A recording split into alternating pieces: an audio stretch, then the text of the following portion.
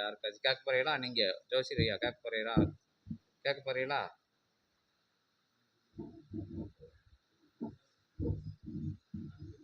எது கேட்கணும்? கேளு கேளு, எதுனாலும் கேளு. உனக்கு இந்த இந்த ஏதாச்சும் சந்தேகம் இருக்கும்ல ஆன்மீகத்தை பற்றி, என்னதுனாலும் கேளு. சிவபெருமான்கிட்ட கேட்கக்கூடிய விஷயத்த கூட அகத்திய பெருமான்கிட்ட கேட்கலாம்.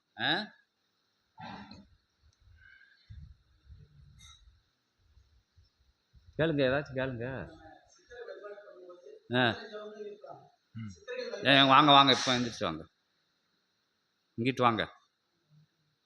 நம்ம சித்தர்கள் வழிபாடு பண்ணுறோம். அந்த டைமில் நம்ம வந்து மந்திர ஜபங்கள்லாம் பண்ணிவிட்டு அதுக்கப்புறம் பண்ணலாமா? அதனால் எந்த இதுவும் கிடையாது இல்லையா? வீட்டு வந்து உட்காந்துக்கோங்க, வணங்கி நின்றுக்கோங்க. அகத்திய பெருமான்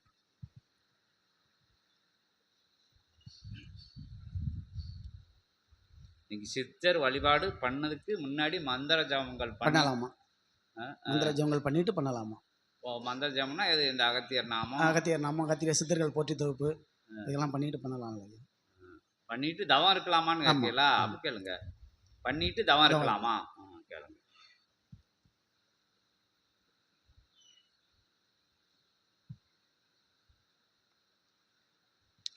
அங்க ஆத்ம சுத்தி அடைந்து அங்க ஆத்ம சுத்தி பெற்று தூய நிலையில் தன் சிந்தையை வைத்து தூய நிலையில் இகலோகத்தில் இருக்கக்கூடிய பல்வேறு இடர் இன்னல்கள் யாவற்றிற்கும் உழன்று வரும் மானிடர்கள் அத்துணை நிலைகளில் இருந்தும் வெளிவந்து இறையை வணங்க துவங்குகின்ற அத்தகைய நாளிகை பொழுதுதனில் தன் உள்ளமதை சுத்தம் செய்து தன் சிந்தைதனை தெளிவுற அங்க ஆத்ம சுத்த நிலையோடு அற்புதமாய் அமர்ந்து என் நாமத்தை உரைக்கின்ற பொழுதும் என் நாமத்தோடு என் நாமத்தையும் உரைக்கின்ற பொழுதும் மூவேலு முறை ஒவ்வொரு நாமங்களையும் மூவேலு முறை 21 முறை உச்சரித்து உம் குலதெய்வ நிலையோடு உம் குலதெய்வ ஆற்றல் கொண்ட அத்தகைய நாமத்தினையும் உச்சரித்து உமது இல்லமதில் நீண்ட நெடுங்காலமாய் முன்னோர்கள் மூத்தோர்கள் வணங்கி வருகின்ற ஓர் பெண் தெய்வம் இருக்கின்ற அந்நிலையில் அத்தெய்வத்தினையும் மூவேலு முறை உச்சரித்து நித்திய சத்திய நிலையோடு இறையினை தவநிலைக்குள் சென்று வணங்க எவ்வித தடையுமில்லை. கற்ற மந்திரம் கல்லாத உள்ளுக்குள் உணர்த்தப்படும் மந்திரங்கள் எத்துணை மந்திரங்களாயினும் ஜெபித்து ஆற்றலாய் இறை தவநிலையில் அமர்வதற்கு அகத்தியன் நல்லாசிகள் வழங்குகின்றோம் உமக்கு சீடரே.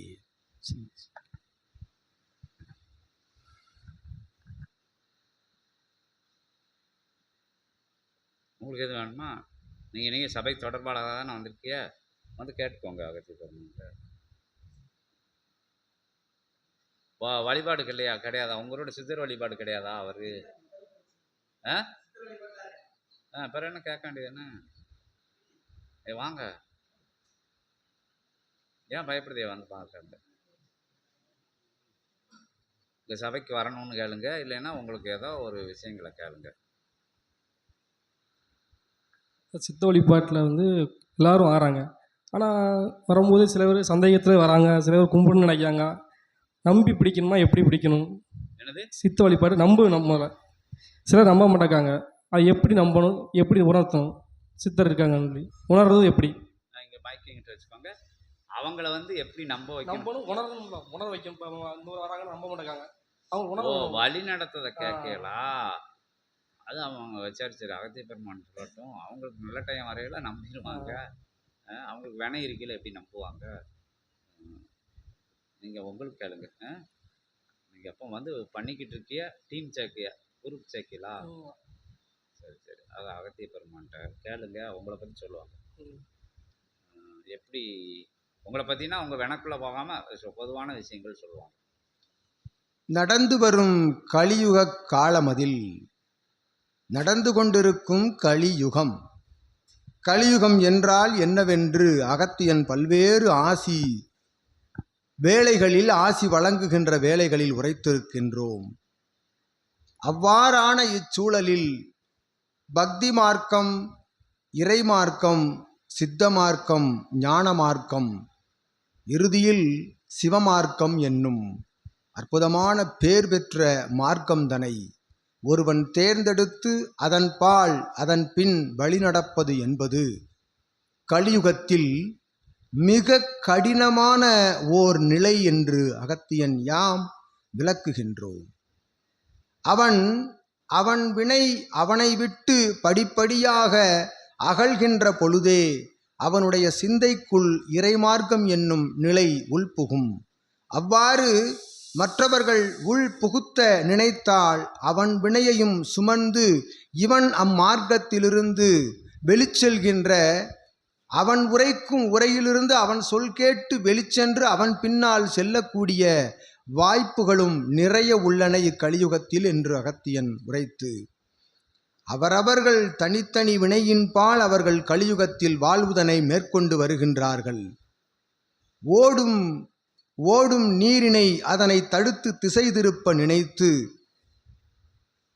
அந்நீரினுடைய ஓட்டத்திற்கு தகுந்தவாறு அதற்கு அணை அமைத்து அந்நீரினை திருப்ப முடியுமே தவிர, பெருக்கெடுத்து ஓடும் காற்றாற்று வெள்ளத்தின் முன்பாக யாம் போடுகின்ற ஒரு பிடி மண் எத்தகைய பயனும் அடையாது பயனும் பெறாது என்று அகத்தியன் உரைத்து, அந்நீரின் ஓட்டம் வினையின் ஓட்டம் படிப்படியாக குறைந்து அவன் நல் நிலையில் தெளிவுற நகர்ந்து கொண்டிருக்கும் பொழுது நீர் உரைக்கும் சொல் அவன் சிந்தையில் எட்டும். அவன் உன்னோடு வந்து இறைமார்க்கத்தில் அமர்வதற்குரிய சாத்தியங்கள் உண்டு. இது மற்றவர்கள் வினை சார்ந்த நிலைகள்.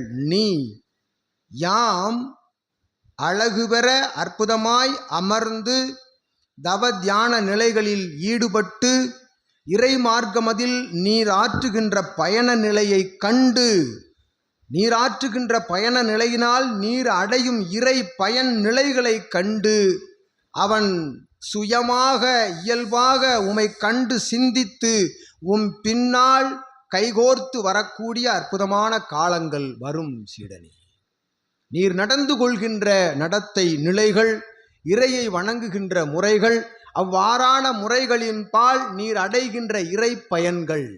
இறை பயன்கள் என்றால் கலியுகத்தில் வேண்டா நிலைகளில் நீர் உமக்குள் இருக்கக்கூடிய அவா நிலைகளுக்குள் இருந்து வேண்டா நிலைகளில் இருந்த பொழுதும் உமக்குரிய அத்துணை இகலோக சௌகரிய நிலைகளையும் இறை தாரை வார்க்கும். இறையோடு பயணப்படுகின்ற பொழுது இறை தாரை வார்க்கும் என்பது சூட்சம நிலை. வேண்டுகின்ற பொழுது இறைவன் விலகி நிற்பான். வேண்டாம் எனக்கு என்று உமது கவனம் என்மேல் இருந்தால் போதும் என்று விலகுகின்ற பொழுது முழு கவனத்தையும் முழு நிலையையும் உன்மேல் செலுத்தி மானிடர்கள் மேல் செலுத்தி அவர்களுக்குள் இறை தன்மையினை வளர்த்து இகலோகத்தில் அவர்கள் உயர் நிலை அடைவதற்குரிய சாத்திய கூறுகள் அனைத்தையும் இறை சமர்ப்பிப்பார் என்று அகத்தியன் அற்புதமான ஆசிகள் வழங்கி அவன் அருளால் அவன் தாள் வணங்க வேண்டும். ஒருவனை இறுகப் பிடித்து இழுக்கின்ற பொழுது அவன் வினையையும் இறுகப் பிடித்து இழுக்கின்ற நிலையே அடைய முடியும் என்று அகத்தியன் உரைத்து, இச்சபை நோக்கி வருவதற்குரிய அற்புதமான பயன் நிலைகள், இறை பயன் நிலைகள், வினை பயன் நிலைகள், நல்வினை பயன் நிலைகள் இருந்தால் ஒழிய இச்சபையில் முன்வந்து ஆதி கைலாய சிவசூட்சம நூல் என்னும் இவ் அற்புத நூலின் முன்பாக அமர்ந்து ஆசிகள் செவிமடுக்க கேட்க இயலாது சீடனே. அதுபோல் அற்புதமாக உமது பயணமதை இதுபோன்று சபைகளில் தொடர்பாக மேற்கொண்டு, இதுபோன்று சபைகள் என்றால் அற்புத உயர் உன்னத உண்மை நிலையினை உரைக்கும் இறை சபையின் மூலமாக தொடர்ச்சியான இறை பயணம் மேற்கொண்டு அமர்ந்து இறையை வணங்குகின்ற பொழுது அற்புதமாய் உன்னிலை உயரும். தன்னிலை உயர்கின்ற பொழுது உன்னை காண்பவன் நிலை இயல்பாக உன்னோடு சேர்ந்து உயரும் என்று அற்புத ஆசிகளை அகத்தியன் வழங்கி அமர்ந்திருக்கின்றோம். மகதீஷாய நமக்கு வேற கேள்வி இருக்கா?